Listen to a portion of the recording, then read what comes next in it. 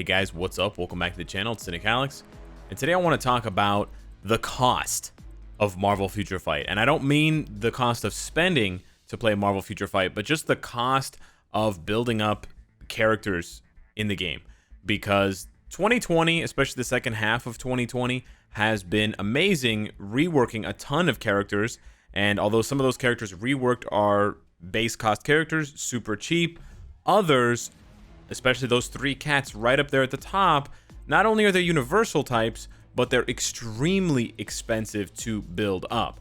And so I started thinking about this. I actually even went so far as to test out, I went and purchased to test out the daily loot chest. This is this one right here. It's $7 Canadian, and you get 300 crystals, which is not bad. And then you get 7 days of rewards. Rewards. You get 7 days of items that you pay for, but this is something that you have to pay in to get. So I'm going to open this one here. The first day I opened it and I got 100 black antimatter.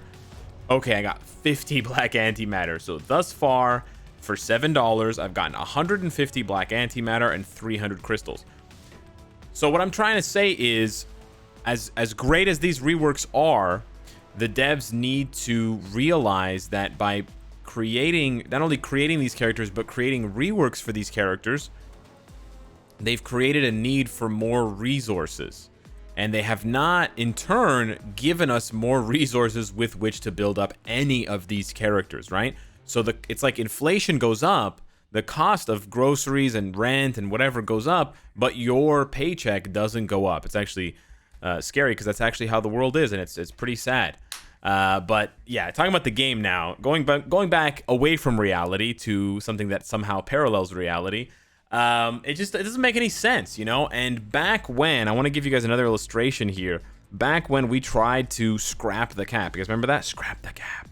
So wait do you see my cap?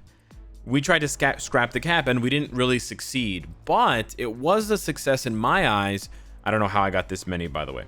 It was a success in my eyes because we were able to double the cap from 3,000 to 6,000. And I said at the time that that is a win because there's two reasons why it was a win. One, even if you spend the absolute maximum amount of Phoenix Feathers and Emcron Crystals to get a character's potential from 60 to 70, right? So going here, pretending Moon Knight cost Phoenix Feathers and Emcron Crystals, even if you hit the max button every single time, if you did it evenly between the two, 5,000 of one and 5,000 of another, you could get the most expensive native tier 2 mutant to level 70. And my example was Jean Grey, the most popular mutant in the game, right? So the cap being 6,000 of each was enough, more than enough actually, 1,000 overflow of each, to accommodate the most expensive character, right? And you don't expect players to be able to max out these characters every month. I'm not expecting Netmarble to give us so many. I'm not expecting the game to give us so many resources that this month I can max out Silver Surfer, next month I can max out Odin. But it's not. We're not talking about this month, next month. We're talking multiple months. We're talking maybe 6 months for players to be able to max out one of these characters, and you're pumping out a character like this every single month. It's just not feasible. It's just not sustainable, right? Yeah, it's a rewards rant video, but let me just break it down further, because Phoenix Feathers, unlike Black Antimatter, have a much higher ceiling for how much you can farm, right? You've got multiple epic quest missions where you can farm Phoenix Feathers every single day. You've got missions here, you've got missions here, right? 2 of these missions here on either side, both of those right there. And then you go over here to this one, and you've got this mission here. And then you've got these 2 missions here. So you've got 1, 2, 3, 4, 5, 6 missions every single day where you can farm feathers. On top of the fact, of course, you've got World Boss where you can go ahead and farm more feathers and Emcron Crystals here. And of course, Shadowland drops feathers, right? And feathers and Emcron Crystals. That's crazy. There's so many ways. Where do you farm Black Antimatter? Just Shadowland and World Boss, right? There's no way to farm Black Antimatter and Chaos Nornstones in the Epic Quest. It's not in Dimension missions. There is some in the Heroic Quest, right? These boxes can drop Black Antimatter and Chaos Nornstones, and that's actually the biggest suggestion that I've been neglecting myself, is just, you should just queue up one of these Epic Quests or Heroic Quests. And actually, you know what? I mean, I'm not saying you have to spend crystals, right? You can just for free. And you know what? I'm going to start this one because Who knows? Maybe Iron Fist is going to be getting a uniform. So this is something that we neglect a little bit, but yeah. But again, it's random, right? Some months you might not get any, right? There's a chance, sure, and you have whatever 40 boxes to open, so you are going to get on average a couple hundred, but that's over a month, a couple hundred over a month. Whereas I can farm like 1,000 feathers in a day, close to, if I do all my world boss and my epic quest and my Shadowland. So even though there's a cap on these materials, you can farm way more of it. And so that's what Marvel Future Fight has done to counterbalance the fact that you don't have a cap on these materials. Is they've tried their best to never give us more black antimatter and chaos thornstones. They have purposely avoided putting these drops into other game modes because they know that we can stockpile them like this.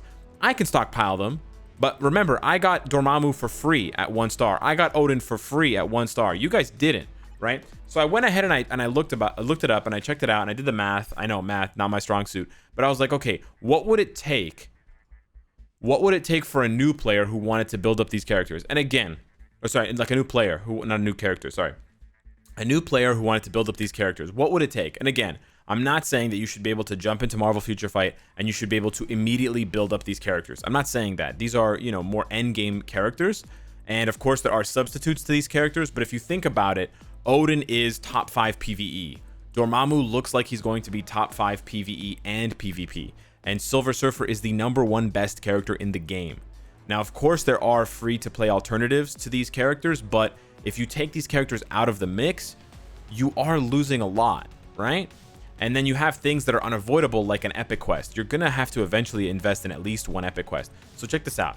I did a little bit of math here, and nowadays with the costs the way that they are, because you can no longer get Odin and Dormammu for free. Silver Surfer's free, but Odin and Dormammu are not.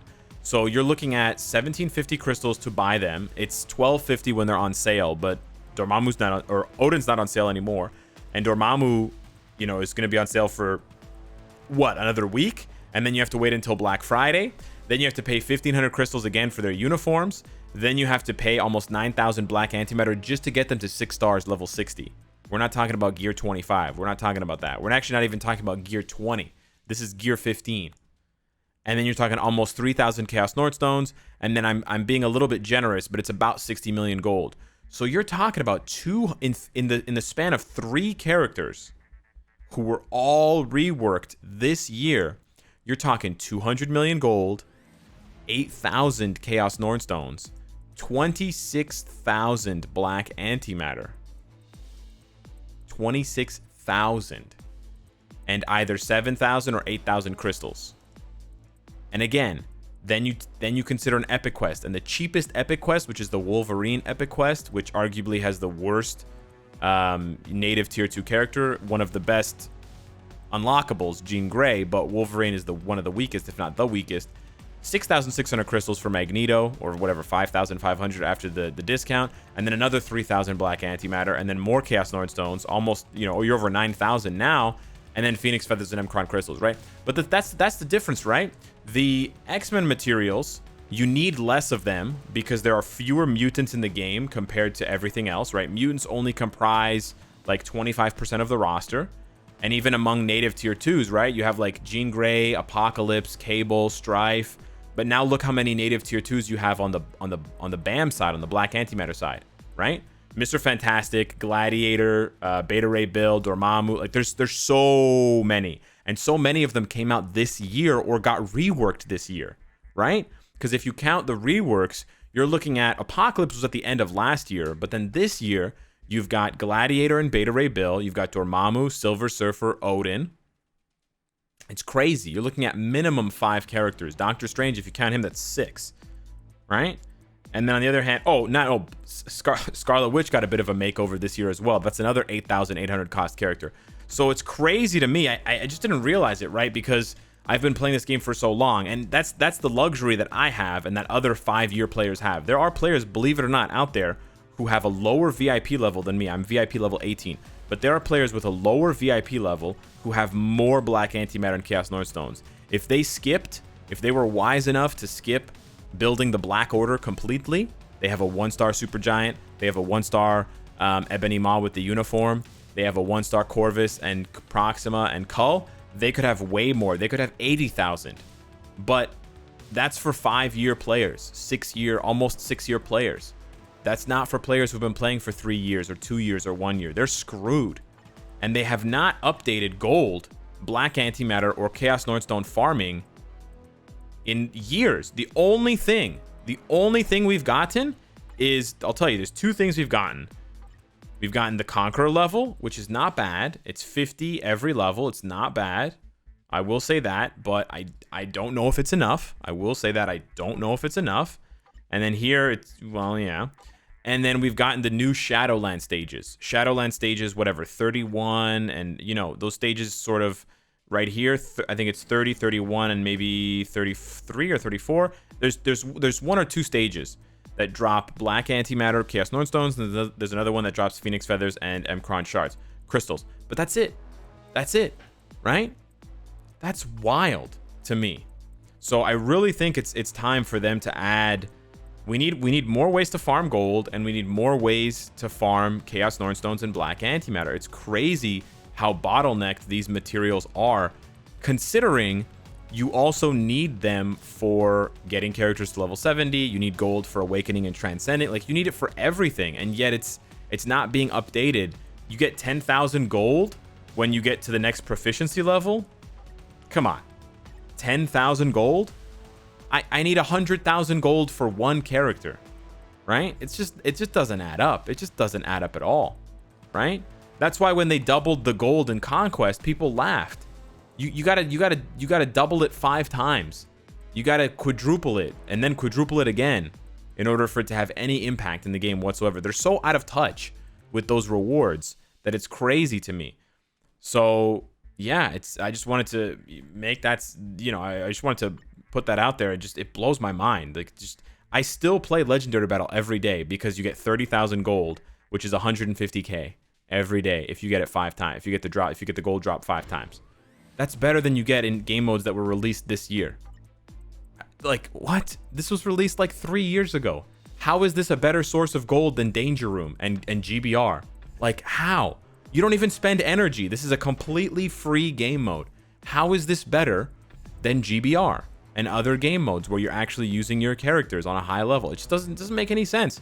So we've heard this story before, but I just wanted to bring this to light and highlight specifically black antimatter and chaos northstones and gold, because I feel like I don't, and I feel like it's my luxury as a 5-year veteran and as a spender to have this much. But I know there's a lot of you out there who have like 800 of this.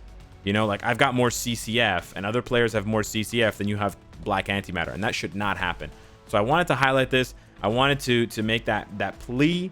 You know, listen, I'm basically talking to the devs at this point. You got to fix this, right? For newer players, for low spending players, they should not have to grind for months and months to maybe build up 1 character.